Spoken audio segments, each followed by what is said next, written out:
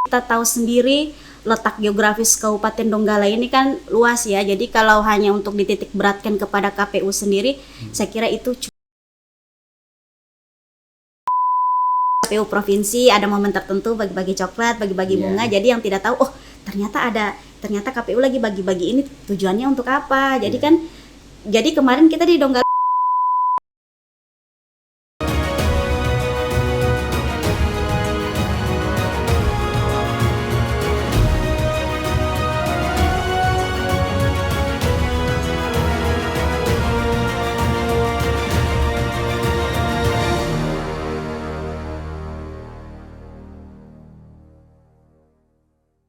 Hai teman pemilih, apa kabar? Senang rasanya bisa berjumpa dengan teman pemilih yang berada di mana saja. Terima kasih selalu setia menanti informasi pemilu dan pilkada, apalagi kalau bukan di RPP Podcast KPU Provinsi Sulawesi Tengah, mendidik dan mencerdaskan. Nah, teman pemilih mungkin merasa ada yang berbeda pada tayangan podcast kali ini yang sebelumnya dibawakan oleh Kabak Teknis dan Hukum. Untuk episode kali ini saya diberikan tugas baru untuk bergabung bersama tim menemani teman pemilih yang ada di mana saja.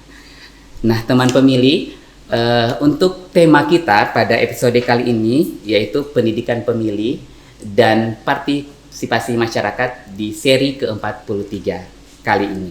Nah, telah hadir di studio kita dari Komisioner KPU Kabupaten Donggala yaitu Ibu Mizul Rahyunita selaku Divisi Sosialisasi Pendidikan Pemilih, Partisipasi Masyarakat dan Sumber Daya Manusia. Assalamualaikum Ibu.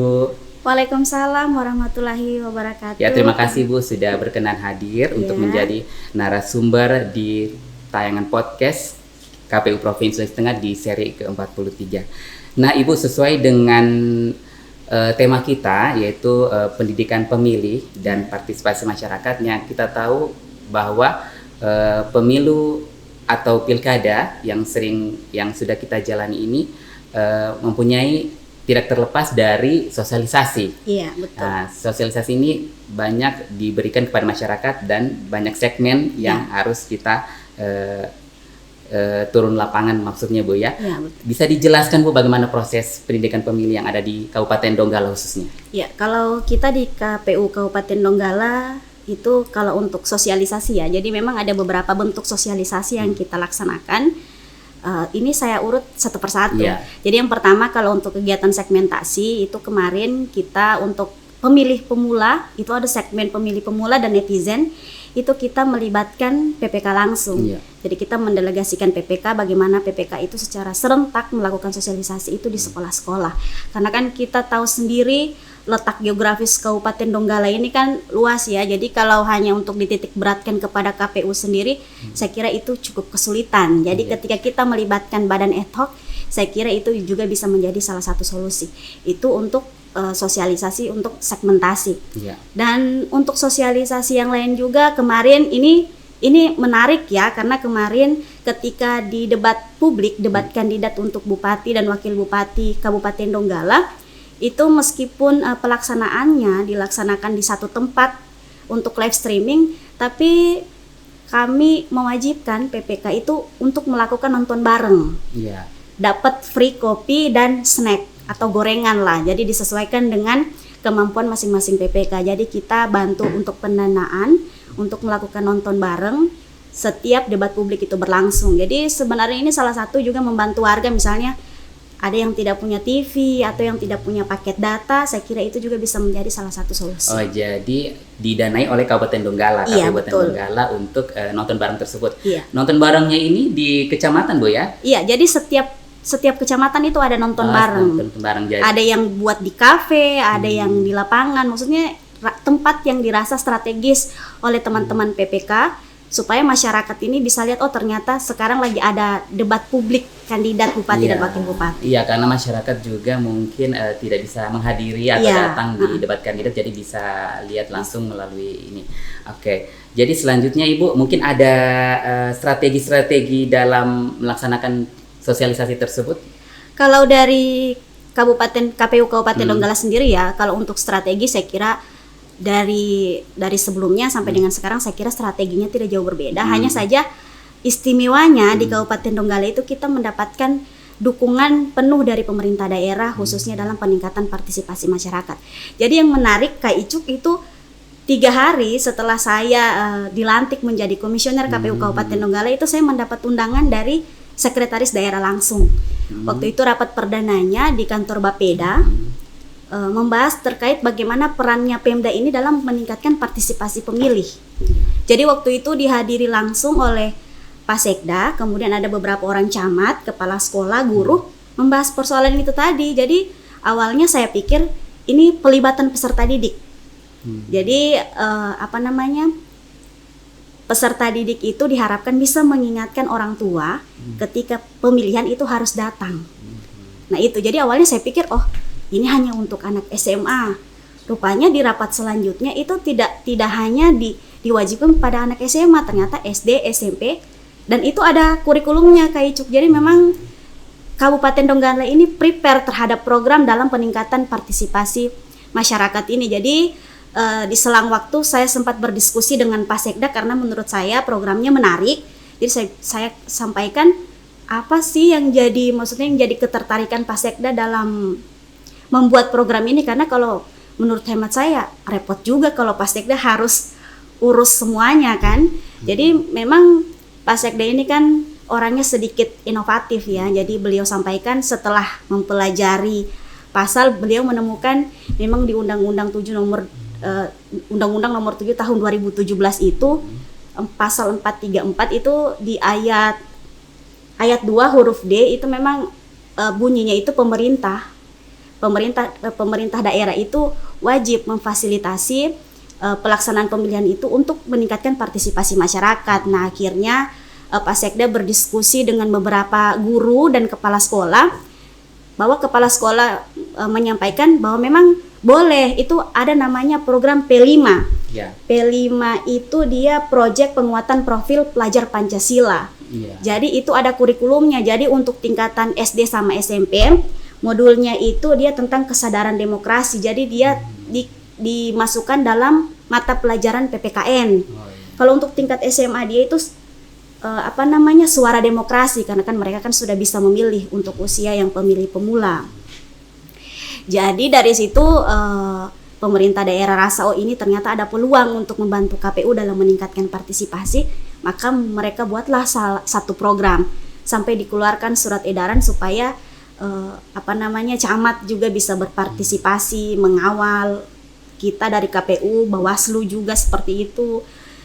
Jadi dukungan itu saya kira kami dari KPU merasa bahwa memang pemerintah daerah itu melek terhadap pelaksanaan pemilu yang ada di Kabupaten Donggala. Ya, berarti ini dukungan Pemda Donggala ini sangat kuat sekali ya Bu ya. Dari yang tadi Ibu sebutkan, semua pelajaran di tingkat pendidikan sudah dimasukkan untuk demokrasi, kesadaran. Khusus pelajaran PPKN. Itu kan perdana ya. Jadi meskipun pelaksanaannya tidak maksimal, setidaknya kita sudah dapat gambaran.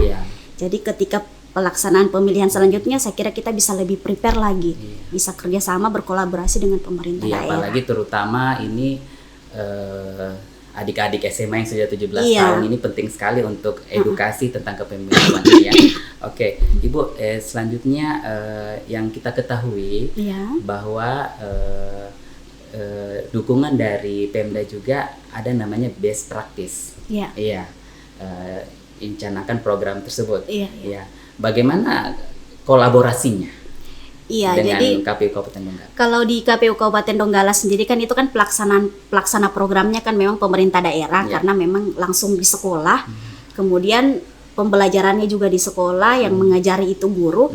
Jadi di kita itu kalau misalnya sekolah butuh penyelenggara atau KPU itu sendiri untuk memberikan sosialisasi, kita bisa memberikan sosialisasi, tapi setidaknya kita bisa berkoordinasi. Jadi misalnya guru-guru ini ada hal-hal yang ingin mereka tanyakan, mereka bisa bertemu langsung kepada PPK dan PPS. Jadi memang proses pengawasan pelaksanaan program ini tidak hanya di KPU, tapi di Bawaslu juga ada, di camat juga ada, malah di pemerintah desa juga ada. Gitu. Jadi Kak Icuk memang proses pelaksanaan programnya ini dia menarik, bukan hanya proses pembelajaran, tapi peserta didik itu sampai buat video. seperti apa ya, mensimulasikan ketika kejadian di hari H. Jadi ada yang menggunakan bahasa daerah, ada yang menggunakan bahasa Inggris, ada yang menggunakan bahasa Indonesia. Jadi memang kalau program ini diseriusi, saya kira ini bisa menjadi salah satu program unggulan dalam meningkatkan partisipasi masyarakat. Iya. Sehingga kita lihat data terjadi peningkatan. Ya, jadi dari Pilkada 2020 ke Pilkada 2024 itu naik signifikan Bu ya, dari program yang dicanangkan oleh Pemda dan KPU sebagai pelaksananya. Oke. Dan yang saya tanyakan lagi Bu, mungkin ada ide-ide ke depan lagi untuk kita kan tahu bahwa peningkatan partisipasi masyarakat ini harus lebih dikembangkan lagi. Dijaga terus lebih dijaga terus, jangan sampai tingkat partisipasinya menurun. Mungkin ada ide-ide yang bisa akan diberikan kepada teman pemilih mungkin. Iya, jadi kalau kita ya sebagai penyelenggara, kalau untuk ide atau strategi ke depan, saya kira kita juga sudah prepare ya, apalagi dengan sudah adanya program dari pemerintah daerah ini. Kenapa kita tidak lanjutkan? Karena memang di program P5 ini, kemarin kan saya juga sempat komunikasi dengan beberapa guru, memang materinya itu disesuaikan dengan kebutuhan. Jadi bukan hanya pada saat pemilihan umum saja kita gunakan program ini, tetapi dalam pemilihan OSIS atau pemilihan kepala desa itu bisa saja kita gunakan. Jadi kalau sekarang kita juga sementara lagi koordinasikan kepada pemerintah daerah bagaimana kalau program ini kita jalankan ke depan. Seperti itu. Tapi kalau untuk kegiatan sosialisasi, kami juga dari pihak KPU Donggala juga terbuka kalau misalnya ada sekolah-sekolah yang ingin mengundang, misalnya ingin memberikan materi terkait bagaimana sih bagusnya pemilihan ketua OSIS itu, jalannya seperti apa, itu saya kira itu bisa menjadi salah satu pengenalan kepada adik-adik yang usia pemilih pemula, bisa mengetahui oh ternyata proses pemilihan itu seperti ini. Jadi teman pemilih, kita ketahui juga bahwa kemarin setelah selesai tahapan pilkada ini, alhamdulillah KPU Kabupaten Donggala di MK tidak lanjut Bu ya. Alhamdulillah dismisal. Berarti tahapan di sana prosesnya tidak ada masalah ini, sehingga langsung ditetapkan sebagai bupati dan wakil bupatinya. Baik Ibu, mungkin ini yang terakhir yang saya sampaikan. Dari pemilu ke pemilu kita ada mengenal ada relawan demokrasi, berbagai segmen, betul, agama, marginal, pemilih pemula, disabilitas. Namun di pemilu ini, pilkada ini tidak ada. Tapi kita lihat, alhamdulillah partisipasinya meningkat. Betul. Seperti Ibu sampaikan tadi itu, bagaimana Bu? Sasarannya itu dalam artian menembus. Jadi Kak Icuk itu kan sebenarnya kalau untuk relawan-relawan itu kan saya kira semua masyarakat ini ketertarikan terhadap pemilu itu saya rasa cukup bagus. Apalagi sekarang kan media sosial juga lagi gencar-gencarnya. Saya kira informasi tentang pemilu itu bisa diakses di mana saja karena kita di web aktif, di Instagram juga aktif. Nah, kita kemarin ya salah satunya bisa memperkenalkan proses pemilihan ini, penyelenggaraan pemilu ini. Ya itu, jadi kemarin kan kalau misalnya kayak di KPU provinsi ada momen tertentu bagi-bagi coklat, bagi-bagi bunga. Jadi yang tidak tahu, oh ternyata KPU lagi bagi-bagi ini tujuannya untuk apa. Jadi kemarin kita di Donggala juga melakukan kegiatan yang sama. Jadi pada saat perayaan 17 Agustus kita juga bagi brosur, kemudian bagi-bagi coklat, bagi-bagi bunga. Ya sebagai bentuk sosialisasi lah, pengenalan kepada masyarakat bahwa sekarang ini lagi ada tahapan pilkada. Seperti itu, apalagi sekarang kan pengguna sosial media kita kan tinggi, bukan hanya anak sekolah tapi dari usia anak sampai orang dewasa juga menggunakan handphone. Jadi saya pikir informasi terkait proses pemilihan itu semua bisa diakses dengan mudah. Jadi masyarakat itu juga bisa lebih paham apa pentingnya menggunakan hak suara itu. Satu lagi Bu, tapi tidak ada ya segmen yang menolak sosialisasi di sana. Segmen yang menolak sosialisasi alhamdulillah kan, tidak ada. Tentunya kan tidak semua itu berjalan dengan mulus. Betul Pasti sekali. ada tantangan, rintangannya. Betul, apalagi betul. ini sosialisasi kesadaran untuk memilih ini butuh menguras energi. Iya. Nah, masyarakat di sana berarti semua menerima Bu ya dari semua segmen. Apa tuh Pak? Mungkin ada yang di daerah-daerah Iya. terpencil itu bagaimana Bu, dijelaskan? Jadi begini, yang kegiatan best practice tadi yang seperti Kak Icuk sampaikan, yang program dari pemerintah daerah memang tidak ada yang mulus-mulus saja. Jadi Iya. memang selalu ada pro dan kontra Iya, ya. betul. Apalagi itu sesuatu yang baru. Jadi orang kaget, ih apa ini? Kenapa anak SD sudah dilibatkan pemilih? Apalagi kalau misalnya komunikasinya di sekolah memang barangkali kurang bagus. Karena memang ada beberapa guru, orang tua yang kenal kita secara emosional ya. Jadi seperti memberikan laporan, kenapa ini anak SD disuruh memilih.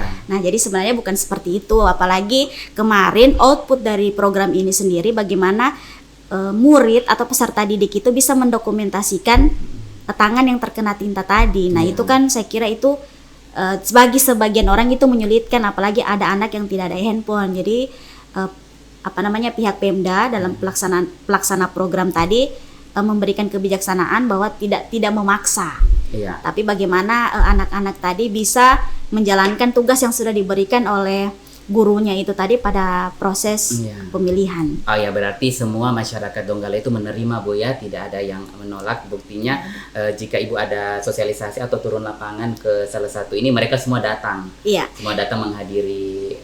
Ada mungkin contoh di segmen apa yang Ibu kunjungi pernah? Apakah marginal kah atau? Oh, kalau yang kita buat sosialisasinya kemarin, iya itu kegiatannya segmentasi untuk masyarakat adat. Masyarakat adat. Nah, berarti di masyarakat adat itu tokoh-tokohnya hadir semua. Hadir, ya, alhamdulillah. Bisa di mana itu Bu tempatnya? Kemarin kita buatnya itu di Banawa. Di Banawa. Iya. Berarti tapi aksesnya bisa masuk. Iya, pokoknya di Banawa Tengah, sekitaran Banawa itu pesertanya hadir. Jadi pesertanya hadir semua. Iya. Oke, baik Ibu. Ini pertanyaan sudah ditanggapi semua oleh narasumber kita, dan mungkin ada pesan-pesan Bu kepada teman pemilih yang ada di rumah untuk sebelum kita tutup podcast ini. Kalau untuk pesan-pesan ya, jadi untuk masyarakat Kabupaten Donggala ini kan sebenarnya proses pilkada ini tidak hanya selesai pada saat hari H pemilihan saja, tetapi bagaimana proses pemerintahan itu bisa kita kawal secara bersama, tentunya dengan visi misi calon pemimpin kita pada saat menjadi kandidat. Kalau untuk program sosialisasi ini sendiri, kalau mimpi itu gratis, kenapa kita tidak ambil yang paling mahal ya? Jadi tagline-nya bagaimana Donggala ini untuk Indonesia dalam pelaksanaan program best practice tadi yang dilakukan di sekolah melalui pembelajaran P5. Jadi semua kegiatan sosialisasi ini tidak berhenti di tahapan saja Bu ya. Non tahapan ini terus berlanjut sampai kita memasuki tahapan pileg berikutnya dan pilkada berikutnya. Baik, begitu teman pemilih, sudah disampaikan semua jawaban atau tanggapan dari narasumber kita dan pesan-pesan juga telah disampaikan. Itu berarti kita sudah berada di penghujung acara podcast kali ini. Namun jangan bersedih teman pemilih, kami akan hadir kembali dengan episode yang menarik dan tentunya dengan narasumber yang lebih berkompeten. Jangan lupa untuk like dan subscribe di bawah ini. Mohon maaf jika ada salah-salah kata. Terima kasih sudah menyaksikan tayangan podcast ini, dan berterima kasih juga kepada narasumber kita yang sudah hadir. Mungkin bersedia hadir kembali Bu di episode kita selanjutnya. Akhir kata, RPP Podcast KPU Provinsi Sulawesi Tengah, mendidik dan mencerdaskan. Sampai jumpa.